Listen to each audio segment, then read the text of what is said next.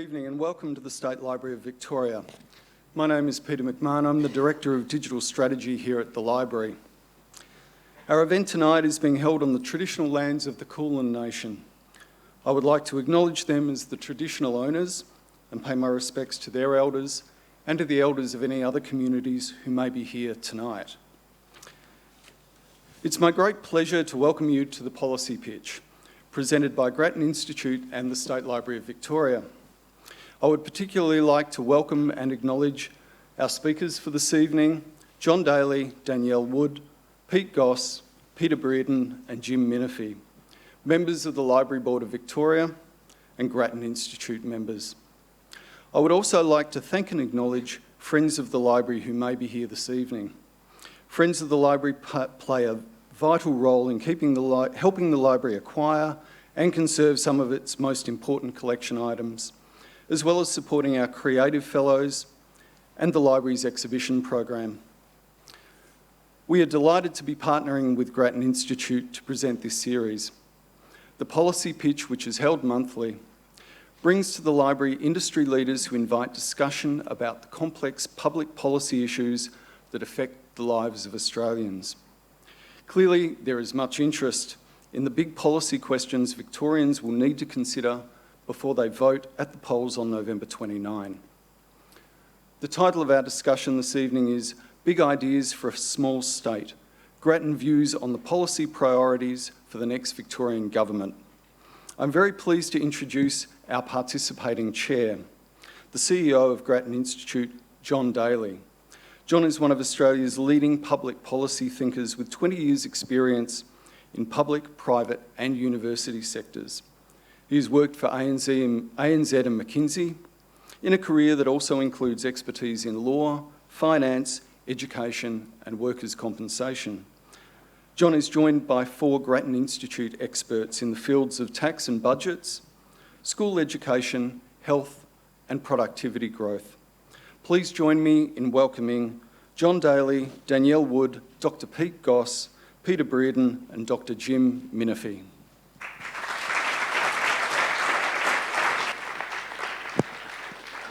Thank you very much, and thanks again to the State Library for participating in this partnership, which I think has been a terrific way of bringing policy issues to public events in Victoria.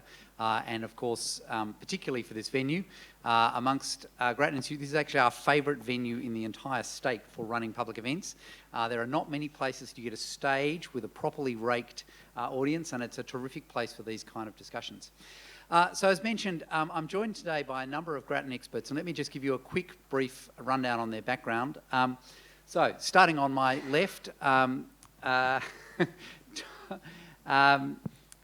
we have Pete Goss, who is relatively recently started with Grattan as the Program Director in our school education program. Before his coming to Grattan, Pete was working with the Boston Consulting Group, and before that, amongst other things, did a doctorate in biology at Harvard. So if there are any questions on that, they'll be going to Pete. Anyway, it's great to have you here. Thank you. On my left is Danielle Wood. She's also somewhat recently joined Grattan as the fellow in what we call the Australian Perspectives Program, otherwise known as CEO's Pet Projects, which for the last couple of years has been focusing generally on prioritisation in government, but more specifically on budget policy, so both on spending and on revenue. Prior to coming to Grattan Institute, Danielle was the Chief Economist at the ACCC, the Australian Competition and Consumer Commission, and has a very distinguished record already in economics, having graduated from the University of Adelaide. To my right is Peter Breadon. He's a fellow in our health program. Pete actually first worked at Grattan Institute 5.5 years ago when I first arrived and Grattan Institute first opened its doors. Peter at that stage was working for the Department of Premier and Cabinet. Subsequently, he's done further study in Germany. So anyone who wants to understand what public policy courses there are in Germany, talk to Peter.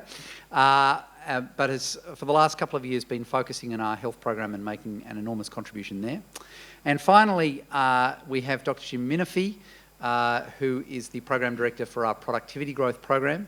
Before coming to Grattan Institute, Jim was at the Boston Consulting Group for a long time as their Chief Economist, and continuing this idea of long-standing connections. 25 years ago, in fact a bit more than that, was in the room 2 doors down from me at Trinity College. So it is a very small world. So we're still 2 doors down from each other.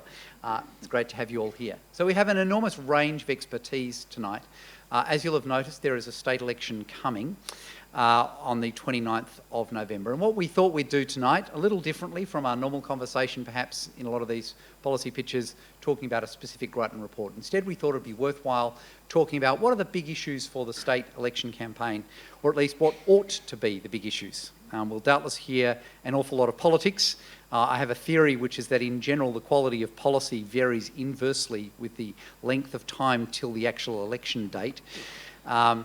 So I'm guessing this election is like any other, the quality of policy is basically all downhill from here. But we thought it would be worth talking about what should Victorian state political parties be talking about over the next 2 months as we think about where to take Victoria next. Now, some of the key concerns in any election campaign, or at least some of the things that ought to be key, are essentially, firstly, what can government do to intervene that would grow the pie? One way or another would leave us all more prosperous so that there are more resources to do the things we would like. Secondly, how should government prioritise its budget to provide the services that all of us would like to have? And how can they do that in a way that is sustainable so that we are essentially paying for today's services today rather than hoping that somebody is going to pay for today's consumption tomorrow? And then finally, in terms of growing that pie and also setting the budget, how are we going to look after those who are most in need? Now, I'm sure you can cut up the issues in a state election campaign in any number of ways, but that struck us as a useful framework. How do you grow the pie? How do you prioritise the budget? And then how do you look after the people who need to be looked after the most? So why don't we start with the first of those, and Jim in particular, if we're looking at what state government, particularly Victorian government, could do to improve rates of economic growth that will ultimately increase the resources that are available to all of us, what should the priorities be?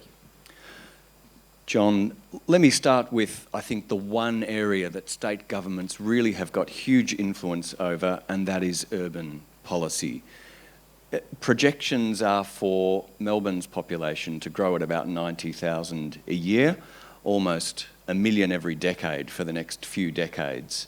And finding a way to shape the city that gets the most for our current population of 4.5 million, growing to over 7 million over the next 30 years, can make a huge difference to how productive the city is, and by extension the state as a whole.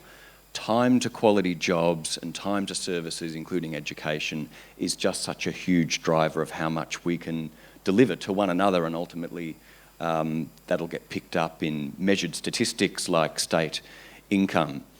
And very specifically, it was disappointing to see in the current Plan Melbourne that the opportunity to progressively find ways, in a selective way, but nevertheless a really focused way, to drive density in the sacrosanct middle ring of Melbourne suburbs was missing from that plan. Yep. Now, we had something like 30 questions that came from people who signed up to this seminar today, who, as you signed up, you may have noticed, you were asked, is there a question you'd like to put? So as I said, about 30 people have given us questions. And one of those questions was essentially, why is it that government is so unwilling to go there in terms of looking at increasing the density of, in particular, that middle ring? So the glib answer would be politics, but the less glib answer is that there really are values that need to be carefully traded off and protected. So, development willy-nilly is not the answer either, but clearly where there's a gain to be had by carefully protecting core values but looking for opportunities where the incumbents and the entrants can both win, can over time significantly improve the efficiency of the economy, and you end up with more people within reach of high quality jobs, of high quality education. And if you don't address that core issue, you're going to end up with a ring of people who are far from services, far from jobs. The city will be less productive, and those individuals in particular won't be able to access the benefits of the agglomeration economies that those of us who are lucky enough to be closer to town by virtue of our incumbency take as a right. Now, that's a somewhat different take in terms of economic intervention, because normally when you talk about economic intervention and what governments can do, the answer is, or many people think that the answer is going to be around, well, how do we drive particular industries? How do we fill the gap left by the car industry? How do we take advantage of the scientific and medical research that's particularly around Parkfield and around Caulfield and Clayton and so on? What do we do about emergent industries like micro-manufacturing? And indeed, 3 of the 30 questions we had were all around that, what you might loosely describe as industry policy. Is there something there? Should it be a priority? So I would share your view that the kind of, if you like, the raw form of intervention to protect individual industries is the wrong way to go. That's been tried many times, including very recently with the car industry, and you're really throwing good money after bad in postponing what inevitably is going to be a painful transition. But that doesn't mean that there aren't big opportunities to get the most out of our really significant investments in world-class science and education. Australia, like many countries, struggles with translation of those research excellence fields into industry, and there's much more that can be done there. Essentially, it amounts to freeing up intellectual property and getting out of the way of individual academics from engaging with the private sector. But more broadly, there's so much government can do to permit new industries to come into being and to flourish that is more in the realm of deregulation. Victoria's been a great leader in recent years in partially deregulating the taxi industry, which, while it may not be visible to any one of us, it's manifest very clearly in a reduction in the price of taxi medallions. And over time, that will make a small but material contribution to transport efficiency, as long as you get some of these other infrastructure and congestion pricing and what have you issues right. So broadly, the answer is yes, the industry composition matters. Yes, there's a role for government in getting the most out of research, but there's also a strong deregulation agenda, and there's a lot more to be done in occupations and in other fields. So the one perhaps really big economic lever we haven't talked about so far is education, which I think a lot of the research would show in the long run essentially blows everything else away. And that, of course, takes us to your area, Peter, in terms of what is it that government should do from here, particularly around our school system, that will make a difference in the long run to the quality of the education that our children receive. Thanks, John. So the challenge for Victorian education is broadly how to get better while getting bigger. And I'm going to pick up on the bigger point first, and it's related to Jim's point, that the latest Victoria in Future survey suggests that between 2011 and 2031, we're going to have an extra 380,000 school-age students. That's somewhere between 500 and 800 extra schools. New South Wales is just starting to grapple with this, and some of the numbers suggest that they might need to invest an extra $10 billion, so that's a big amount of money. But the places where those Victoria's increase is going to be even bigger in terms of absolute numbers. We're growing faster than New South Wales, but very uneven. So where do we need the schools? And we need to get that right. The outer growth suburbs, 7 of the local government areas, are going to have to take half of that total increase in the number of students. And there the challenge is going to be, how do you build new schools and make them great schools in some areas that are a long way away from town, and maybe explore some new models like integrating them with some of the early childhood and health services to make that much more seamless. 15% of those students are going to have to go in the 4 most densely crowded suburbs, local government areas in Victoria, not the inner ring, but the very centre of the city. And land there is very expensive, and we've got to plan that quite carefully to make sure that that expansion can be made available.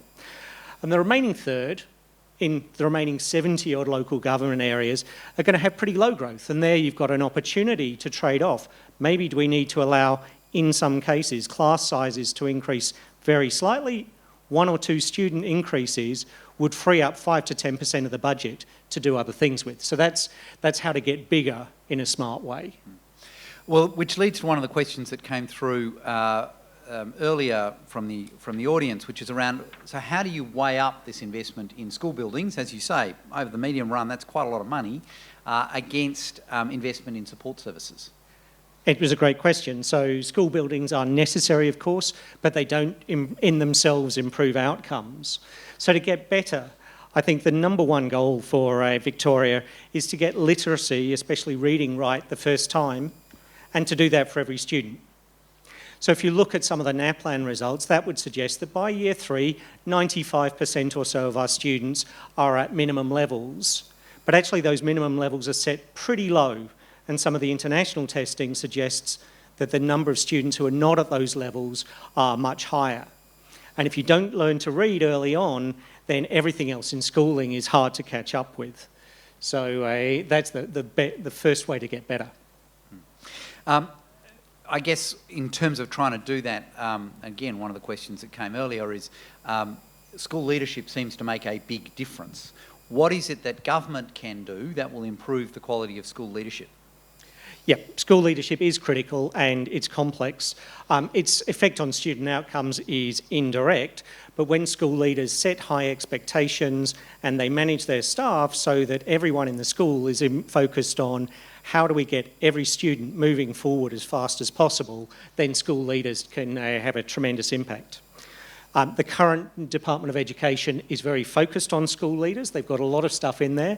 The challenge is how to focus on doing only the right things and not the 100 other things that would be nice but don't necessarily add the most value. So what they should do there, I'd suggest, is take some advice from the Victorian Competition and Efficiency Commission, which said simplify the 10 current accountabilities, I'm not even sure what all 10 are, and focus on just 3. Number 1, principals should be held to account for improving the education gain of every student in their school. They should be accountable for improving the efficiency of resources so that we spend our dollars wisely. And then once they've got that under control, supporting other schools locally. Thank you. So far we haven't talked about, as it were, the far end of school education. So we've talked about early education and literacy, and one of the questions that came through is the federal government is scaling back some of the programs that support transitions from employment to, from education to employment. Is that something that a Victorian government should be worried about? Yep, I love this question because it's so easy to talk about schools and not actually talk about students. And that's what we're all there for. Pathways are really important. 3 things to do. Number 1, high quality education in primary and early secondary is essential because that keeps as many people as possible on the pathway to a good academic outcome from year 12 where that will maximise their choices. That's not going to be appropriate for everyone. So number 2 is to ensure that there are a range of alternative educational pathways for students who don't fit that academic year 12 mould. And both of these things, the quality of schooling and the range of pathways, are within the accountability of the state government. Number 3 goes a bit beyond schooling, and that's to ensure that there are jobs at the end, of course, and to encourage links between schools and industry.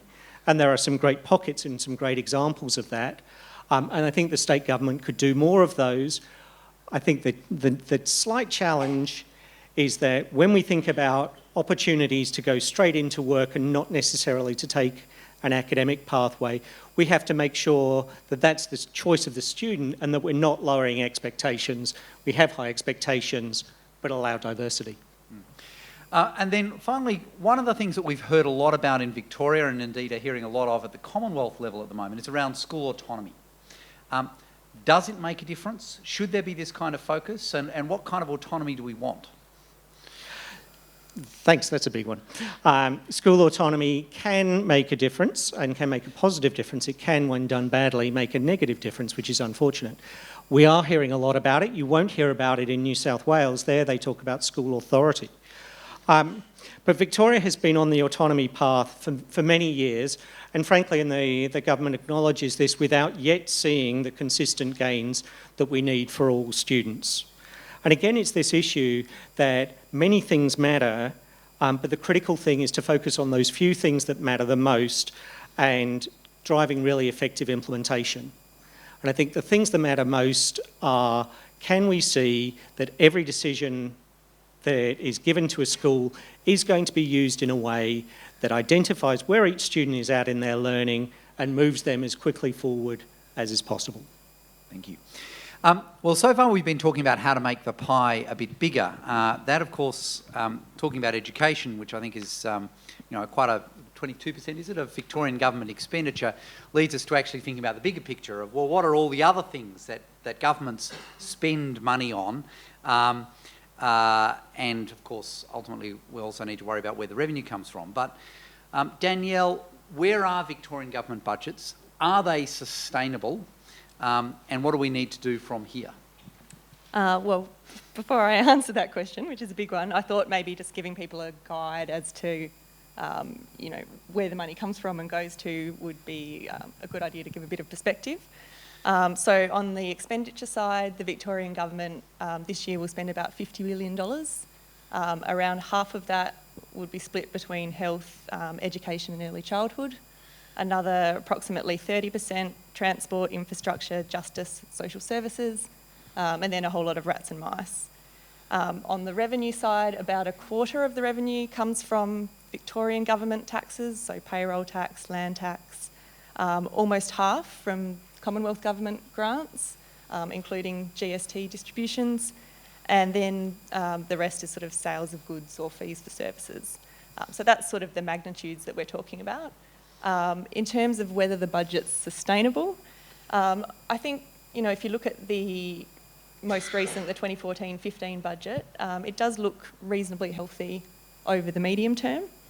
The government's been pretty successful in containing expenditure growth the last few years. We're forecast to have an operating surplus this year and every year over the forward estimates. And to put that in a bit of context, we're actually the only state government that is forecast to have that. And net debt is forecast to decline from 6.3% of gross state product to 4.5%. So, there are a lot of positives in terms of the medium term, I think. And the challenges? I'm hearing a but. There's always a but. Look, I think there are a number of sort of significant longer-term challenges. First of all, on the spending side, health is about a quarter of total spending. Historically, that's been one of the fastest growing expenditure areas, and I think, with the ageing population, with continued demand for more and better services, we have to expect that the pressures in terms of health spending are going to continue. They've been exacerbated by recent changes announced in the Commonwealth Government budget, which is effectively shifting back increases in spending to the state government from 2017 onwards. So we have to expect that if the state government wants to maintain the level of services it was expecting in those areas, there's going to have to be some sort of revenue increase to make up that shortfall. Other pressures, I think capital works is likely to be a big one. We've had a number of significant transport infrastructure projects that have started to be funded in the current budget. So we're looking at sort of north of 15 billion for the total East-West Link project, another 11 billion for the Melbourne Rail Link. And those sort of expenditures obviously have pretty significant implications for the recurrent budget position going forward. You've got depreciation, you've got maintenance, operating expenses, and then you've got interest expenses on any debt that's taken out to finance those projects. So, potentially quite significant implications over the longer term. Yeah. And indeed, we've seen quite a lot of commentary in the media about the way that transport may well be a really big issue in this election. Indeed, intriguingly, of those 30 questions we had in advance, 5 of them were about transport, which certainly suggests it's a big deal.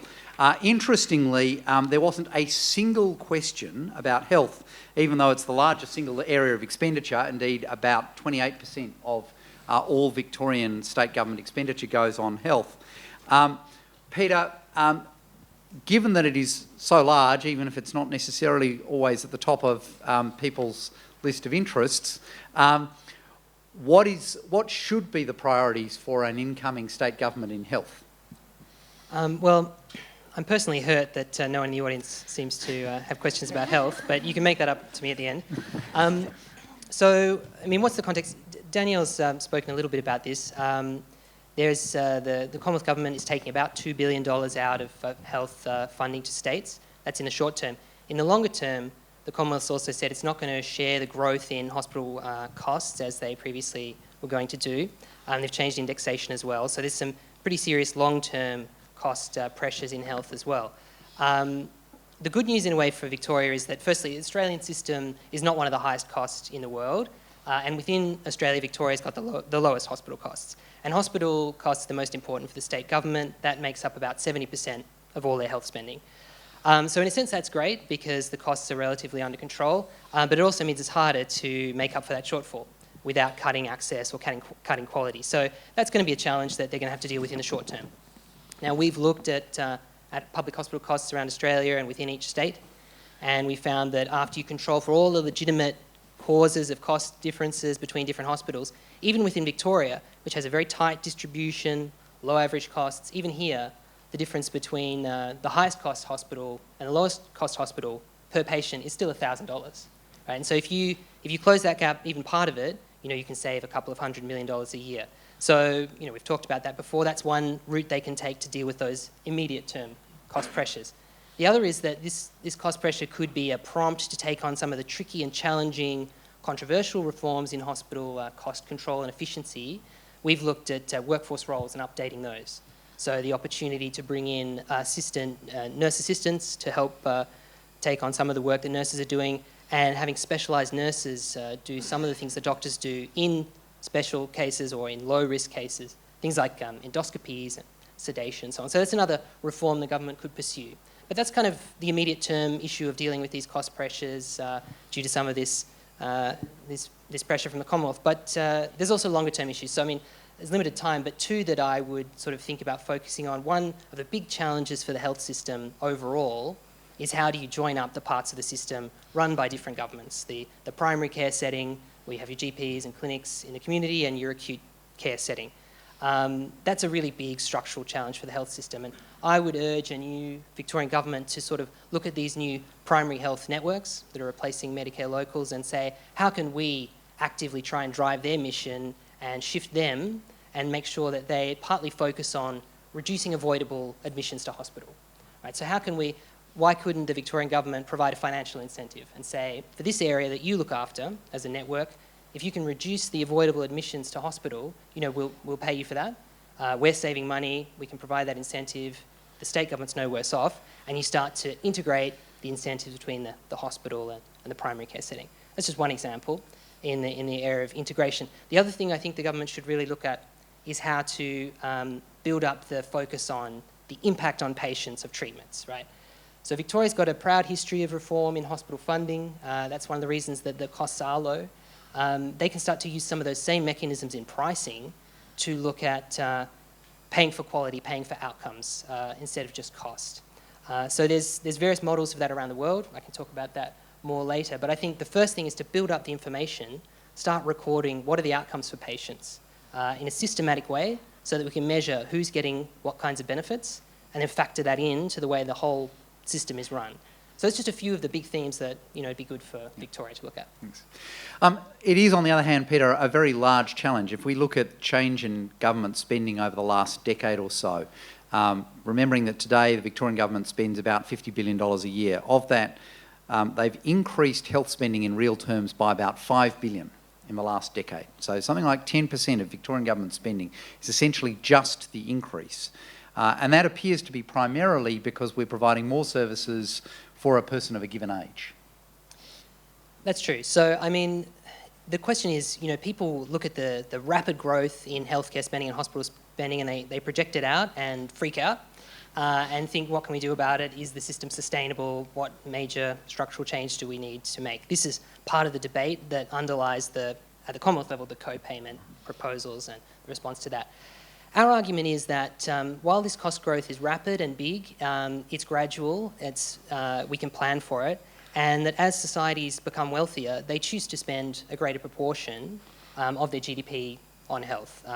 So I think it's something, particularly the drivers like ageing and so on, are slow and predictable. I think we can plan for it. I don't think we need to make radical quick fixes.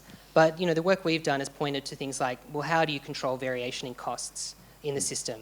And how do you look at a granular level and see where the problems are and give the information and the tools to fix those problems? We're currently doing some work on patterns of care and how they vary as well. So I think rather than a huge, broad structural withdrawal of funding, you need to look at just managing the system better and gradually improving that over time. But it does sound as though a lot of that will ultimately be about saying we may well continue to spend more and more on health as we become wealthier. And I guess the flip side of that is saying that some of this demand we may effectively just spend more, but then we've got to find a way of paying for it. And Danielle, I guess that takes us to the other side of the budget in terms of the taxation side. What are our best options on the revenue side for the Victorian budget from here? Well, I think if you think about the most efficient ways to make up a revenue shortfall, economists would probably come back with two answers. One is increasing the GST, and by that I mean either increasing the rate or preferably for an economist broadening the base, so you're putting in health, education and fresh food. May not be terribly realistic in the short term. The other sort of more efficient tax that state governments have available is land tax. And economists really like land tax. As did one of our audience members who asked, what about a Henry George approach to land tax? Approach to land tax. So essentially that is taxing the rents on land. The reason it's so efficient is if you put a tax on land, you don't get the same behavioural change that you get with taxes on income or corporate taxes or stamp duties, for example. It's also really hard to avoid for obvious reasons. And it's also a pretty progressive tax because wealthy people own more land and higher value land. They'll pay a higher proportion of their total income in land tax than those at the bottom end of the income distribution. Then comes the question of the mechanism for collecting that land tax. Grattan in the past has advocated that we should do that via council rates rather than utilising the existing land tax base. And it's essentially for sort of pragmatic reasons. There are a lot of exceptions built in to the land tax base as it currently stands, not least of which is the owner-occupied home exception. And essentially those concessions and exemptions mean that what otherwise would be quite an efficient tax base is actually pretty distortionary. So doing it via council rates, probably a levy in the mould of the fire services levy, so we could think of it as a state services levy, a way of collecting additional revenues to fund more health spending, more education spending. Thank you. So far we've talked about growing the size of the pie and also how we then distribute that pie. We haven't talked much about disadvantage.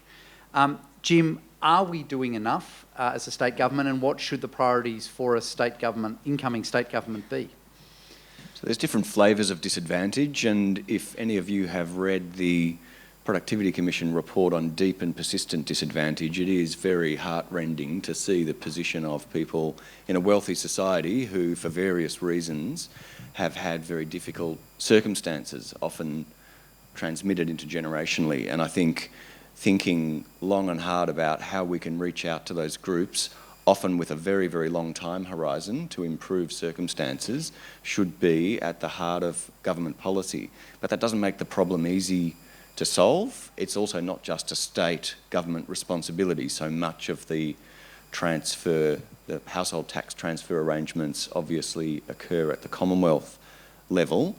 And really, I think it can't be overstated the important role of just the core competencies around economic management, keeping the economy on an even keel so that labour demand is strong, ensuring that the education provision really does reach out to every child, and over time you'll begin to see that pay off, and the same goes for health. I'm not close enough to the specifics of whether there are issues that are falling between the cracks, for example, between local governments and state governments with respect to housing. I suspect there are. I suspect that with the emerging group of people on the fringes of the city, which is perhaps a little bit more evident around some disadvantaged areas of Sydney than it is in Melbourne, you're seeing a new form of urban-mediated poverty with a lack of access to services being reinforced by some of these urban trends I spoke about before. And that's another reason to ensure that we really continue to make sure that the vast bulk of the population is within range of those core services. Thank you. Well, we've covered a lot of territory, and I guess it's now over to you as the audience. What questions do you have? What do you think we should be prioritising as a matter of policy change over the life of the next Victorian Government, whoever it should be? What do you see as being the big shifts that we should be looking at introducing? And obviously, if you've got any questions in particular for anyone on the panel, please fire away. So, who would like to be first? And I presage this, as I often do, pointing out that experience tells me there will be a lot of people who want to ask questions at the end who wind up missing out. So I strongly urge you to ask your question early and your chances of missing out are lower. So who would like to go first? Thank you. Can we get a mic right slap in the middle? Thanking you.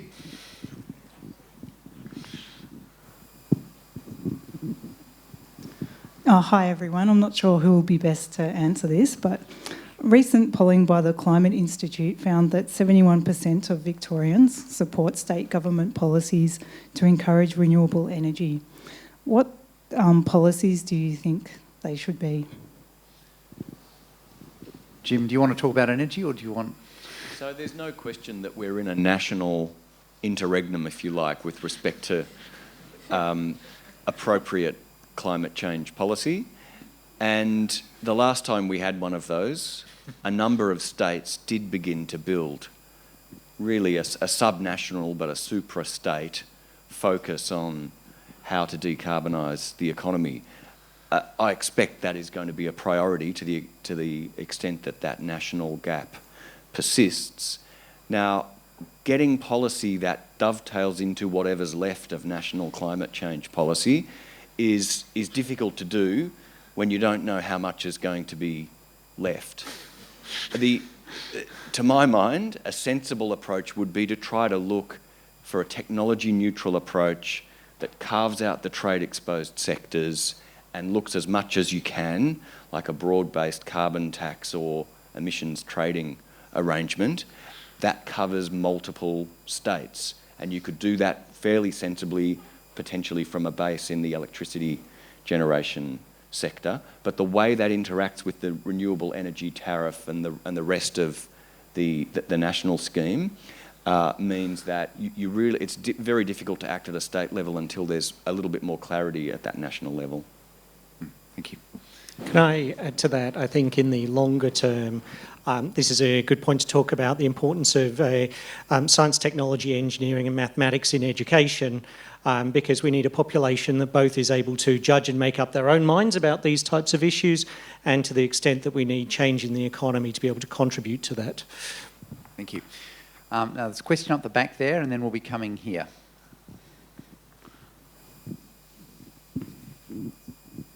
Hi, Susie Riddell from Social Ventures Australia. My question is for you, Pete, about education. The federal government is really interested in driving up teaching quality, and their lever is around universities and initial teacher education. What could the state government do to improve teaching quality, and what are some of the levers that you would recommend they should look at for the election? Great question. Thanks, Susie. The quality of the teaching, what teachers do in the classroom, is what really matters in terms of driving up the outcomes for students, and ranging from engaging the students to identifying where they are and what they should be taught next. That happens in a number of different ways. The first part of this is who chooses to go into teaching. And who chooses to go into teaching is a function of how well the profession is viewed and also what the career prospects are. So Victoria has previously spoken about making teaching in Victoria more attractive than it is in any other state. I think that would be an important way of attracting high quality candidates into teaching. And by high quality, one part of it is people who can understand what they're going to teach and also the assessment, but it's also having the right personal characteristics to engage with students. The second part of that is the initial teacher training. That's mainly the responsibility of the Commonwealth in terms of the courses that are done through the universities. But the state government employs a large number of those teachers, and so it could be using effectively its muscle to say we would like to employ teachers with a certain set of characteristics, whether that be all of them with a master's degree or maybe more primary school students who have specialisation in some of these science technology areas. The third big thing they can do is they can ensure that teacher training doesn't stop when you get your diploma, that it continues during the first few years, and it's a matter of having mentors in the schools and ensuring that training is part of the ongoing learning and development. Peter, the South Korean government has instituted a system in which it essentially tests teaching graduates and says if you want to teach in a South Korean school, then you have to do well on the kind of tests that they administer. And they don't have to be simply a kind of sit-down multiple choice exercise. Obviously, they can be come and teach a couple of sample lessons so we can see what you look like. Is that an approach that a Victorian government should think about? I think they should. I think that one of the leading teacher education places in the country is at Melbourne University. There are other very good ones, but one of the things that they are doing is to give their graduates a test.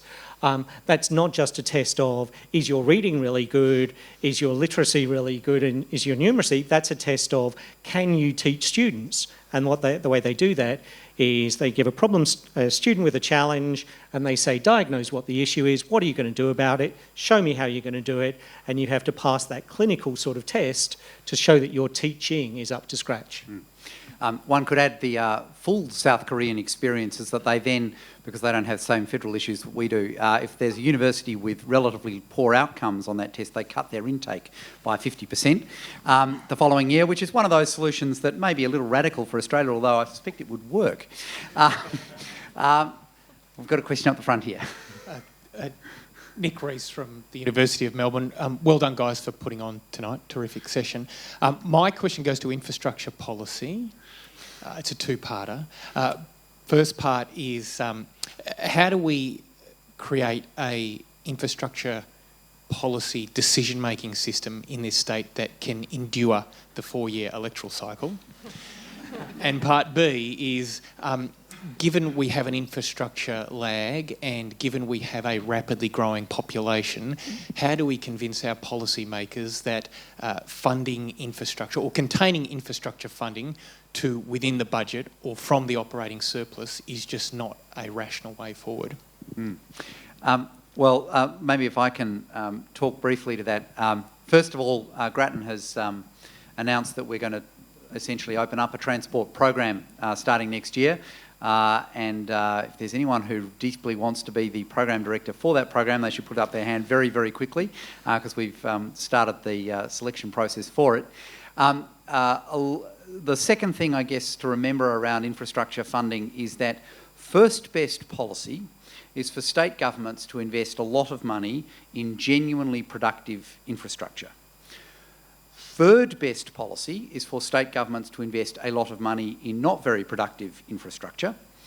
And second best policy is to invest a reasonable amount in okay infrastructure, but don't spend too much of it. Now, I think it would be fair to say around Australia, we have seen state governments doing an awful lot of third best policy over the last few years. I mean, Australian state governments have been spending on infrastructure like there is no tomorrow for the last 7 or 8 years. So just on road and rail infrastructure, we've gone from spending about 0.8% of GDP to about 1.3% of GDP on road and rail infrastructure, and it's not obvious that we've seen a big jump in productivity as a result. And indeed, many of those pieces of infrastructure manifestly, the benefits did not exceed the costs. And how do we know that? Essentially, well, because the projects went broke.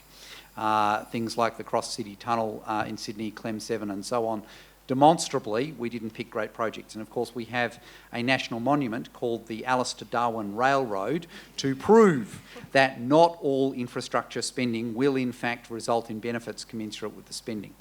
So I think that that's the real challenge, and I think one of the reasons that perhaps the Victorian Government has decided that it's going to require that infrastructure spending come out of recurrent surpluses is precisely that it imposes some kind of discipline on infrastructure spending.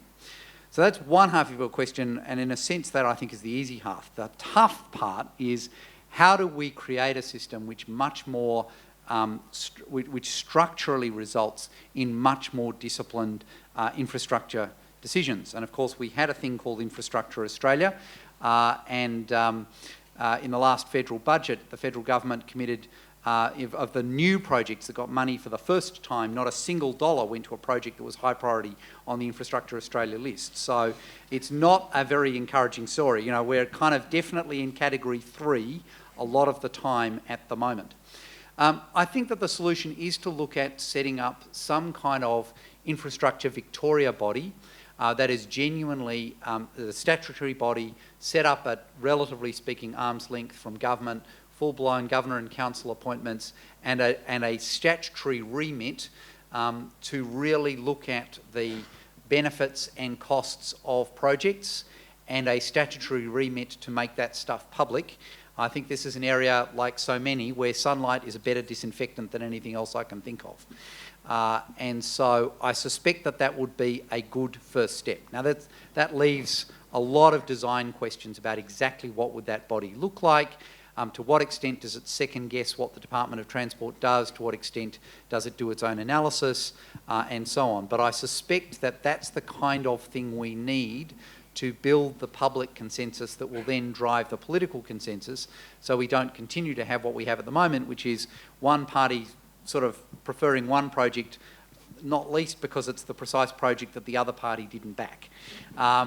That's clearly the worst of all possible worlds. We need to be in a world in which we wind up over the medium run with real political consensus around what are the things that will make the most difference in terms of spending, and hopefully a consensus that's as evidence-driven as possible, so that scarce infrastructure spending does indeed go to things where the benefits will genuinely substantially exceed the costs. I think we had a question here. Oh, sorry, that was... All right, so that's 2 questions on transport. We've got one up the back, and then we'll be going over here, please. Thank you.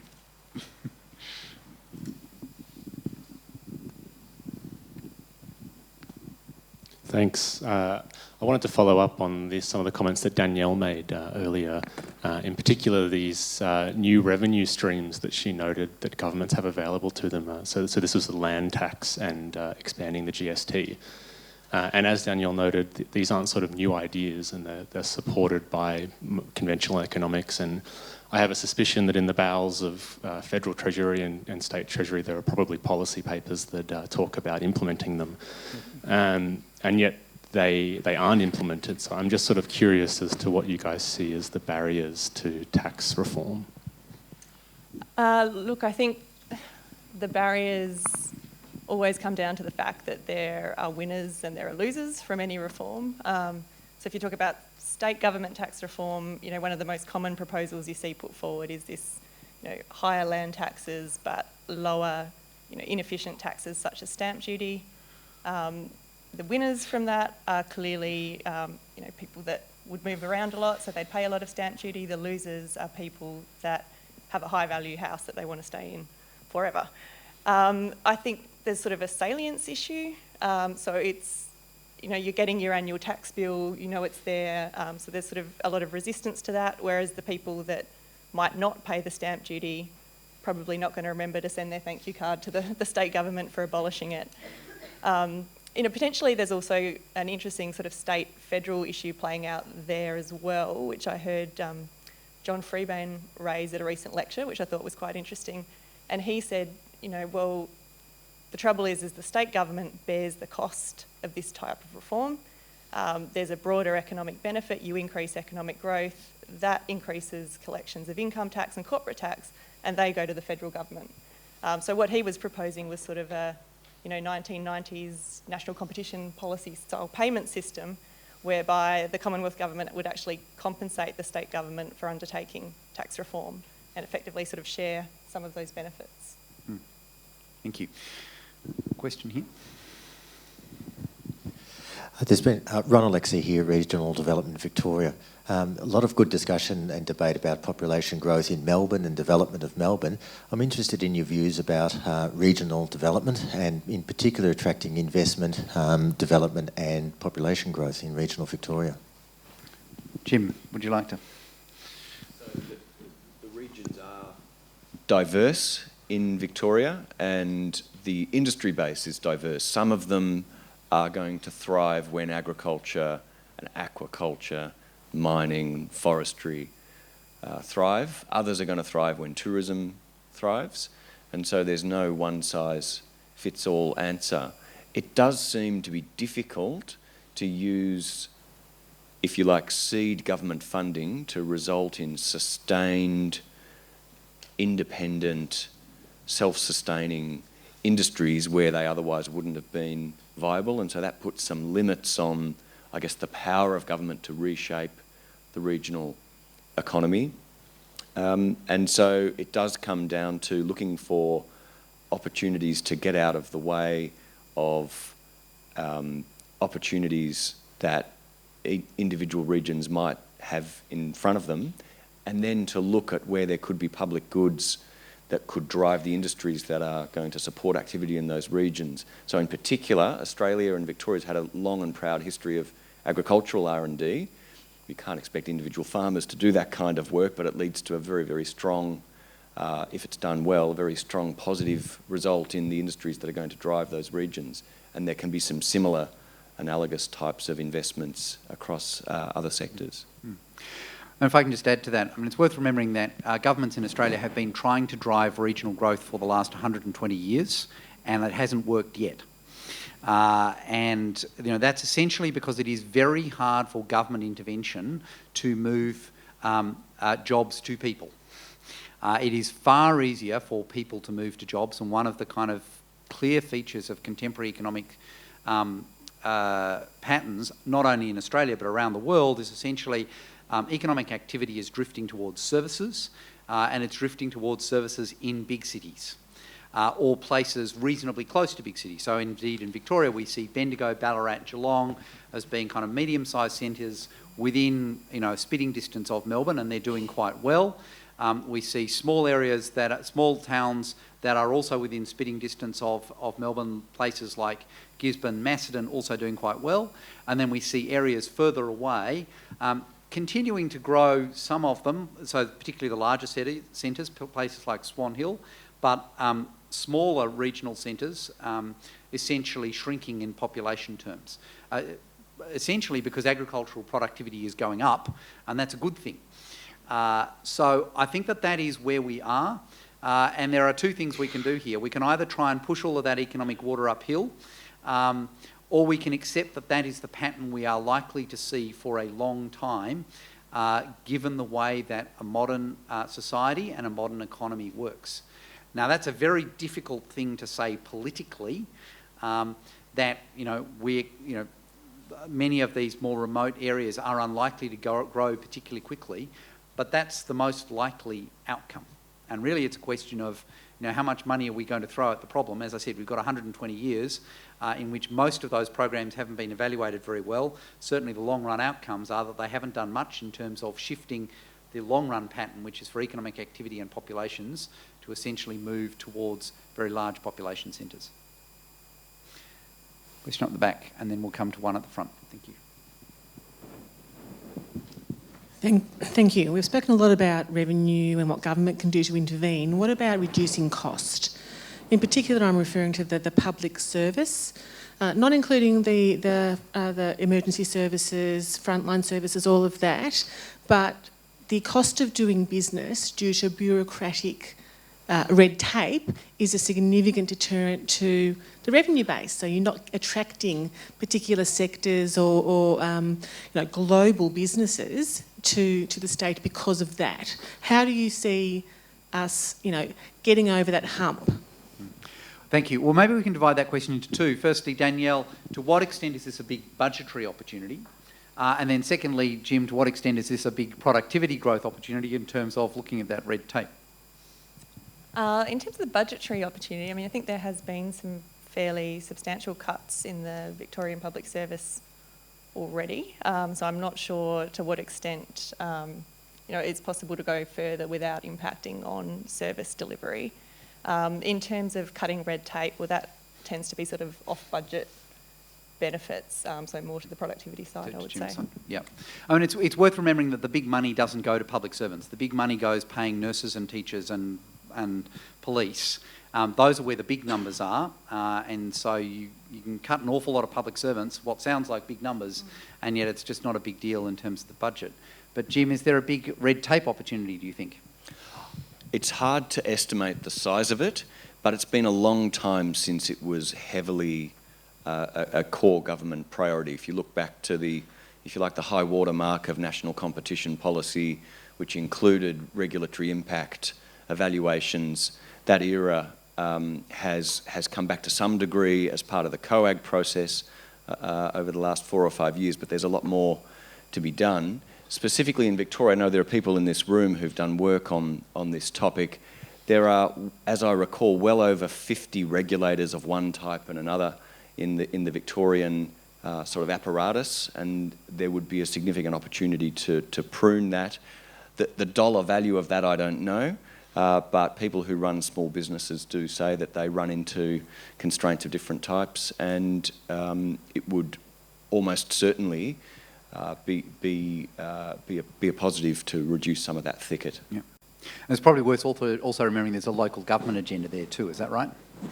Yeah, I think that's fair. Now, that's even more difficult to evaluate quantitatively, but you've got a significant tier of government that doesn't receive a lot of attention, and the performance of which is difficult to evaluate, and so there's probably an opportunity there.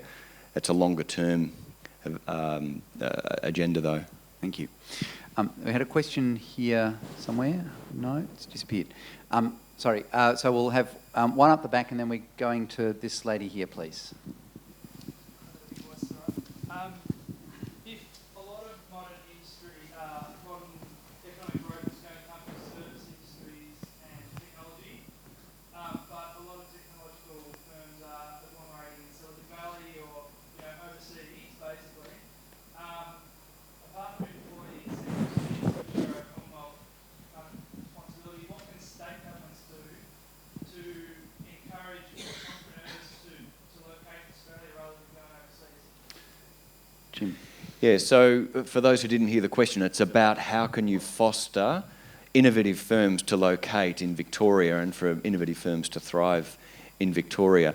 It seems that the magic ingredients are that combination of innovative local firms, so you need the skill base and the entrepreneurial culture and the settings for entrepreneurship locally, and global firms that can provide international best practice and can market those innovations to a global market. And on some dimensions, Victoria already does very well on that front. So I don't think there's a silver bullet that is going to make a step change in that area. You can see areas where, for example, in the peer-to-peer economy, there's more that can be done to permit that to foster. Co-working spaces are a great idea. There are some new models that go far beyond venture capital based around the universities for incubating new business. But it is important to recognise that the scale of those activities is typically not large, and it's very difficult to build a Silicon Valley. That started back in the 1950s, and so it's a bit late if we think we're going to get one anytime soon through government policy. But a bit more generally, Jim, that is about the growth of service industries, and is that where this agglomeration into cities in terms of having a large CBD and the area around it and a lot of people who can get access to it, that becomes extremely important? Yes, yeah, that's right. And I should have mentioned that clearly one of the drivers of this importance around having a high-functioning, dense inner city is that the payoff to proximity is just that much higher in these new classes of roles. That's quite right. Thank you. Got a question here. Cheryl Fairclough, BAP Care. with the Commonwealth changing the way they're going to grow pensions by indexing them to average weekly earnings instead of male weekly earnings, and by indexing them to the CPI instead of wages in the future, we're concerned that there's going to be an increasing gap between people on the age disability pension and the community, and particularly for those in private rental, that is becoming a huge, increasing issue of housing stress and deepened disadvantage. State government has seemed to come to a grinding halt in terms of commitment to social housing, and I gather that of the planning applications for the CBD at the moment, none of them are affordable housing. Commonwealth's cutting out NRAS. How do you see, is there a responsibility looking forward to this for state governments to be more proactive in this space of affordable housing, community housing? So you do see around the world in cities that are experiencing rapid urban development that many of them do prioritise social forms of housing as a part of the mix. Traditionally, that hasn't been a big focus in Australia, and there's no question that people consume different bundles of goods and services, and the price of those can vary strongly. And so there's no guarantee that just because you get the average person's CPI, that you're getting your cost of living handled. And so, yeah, potentially state governments will have to pick up the slack if real incomes are falling behind for a group of this type. Well, that's a piece around social housing. I guess there's a more general question, Danielle, about whether state governments at the moment do in fact provide a number of concessions for pensioners of various kinds. Should we be increasing those concessions? That's a very vexed question. I mean, from an economist perspective, the transfer system actually works more efficiently if you sort of leave that to the Commonwealth government to do. So they handle those sort of inequality type issues, and state governments levy, broad, across the board taxes or service charges. When the Commonwealth's not doing their job well, then perhaps state governments do feel the need to step into the fray and offer those sort of concessions. And then do so inefficiently, which I guess is one of the kind of vices of federalism. That's right. And that's the difficulty. I think we've got time for one more question. Why don't we go over here if we can? Thanks. Thank you. I think I'd like to just link that question about affordable housing with all of you, effectively, on the panel. Do you know the evidence between providing affordable housing and its contribution to productivity, health benefits and education benefits? Well, I think my way of answering that question is that to have a society in which all members can participate fully ought to be a widely accepted goal of government. And in a huge city, part of that is about your location and the quality of the housing that you're able to access. Now, whether that's obtained through a specific housing style intervention or whether it's through income support that permits people to realise that goal through having the purchasing power to buy housing that suits them, I'm not an expert in that area, but I'll do some more homework on it. It's clearly something that for a growing city, it's going to remain front and centre of ensuring that we retain social cohesion and fairness. I think it's a great question on the education side. The best teaching in the world is going to struggle if a child is coming to school with a background that is making it hard for them to concentrate and learn, and housing is one component of that. We know that the best time to get people on the path towards learning and success in later life is as early as possible, and if we don't do that, then the costs come back to bite us. So to the extent that that is having an impact on children, it's not the only group, but that is a very inefficient way of thinking about budgeting in addition to just the fairness aspects. Thank you. Well, we've covered a huge amount of territory this evening. As always, I'm sure there is a large amount of territory we could still cover from here, and unfortunately time has run out on us. Can I thank a few people for making tonight possible? Obviously, first and foremost, the State Library of Victoria. Secondly, the staff from the State Library, who as always have been a complete pleasure to work with. A number of people from Grattan Institute, particularly Alex and Andrew, who work tirelessly behind the scenes to make these events at least appear seamless. And it's only because they work very hard at kind of zipping up the seams that they look that way. Obviously thank those on the panel from Grattan Institute tonight. I hope it's been an interesting way of thinking about the breadth of issues in a state election campaign. Clearly there's a lot on the table. Clearly there are many things that a state government really needs to think about as we move into the election campaign as to how we can make Victoria a better place to be. So thank you to all of my panellists here, Peter, Danielle, Peter and Jim. And finally, thank you to all you in the audience here. It wouldn't be an event without you. It's great to have you here, and we look forward to seeing you in a month's time at the next policy pitch here at the State Library. Thank you very much.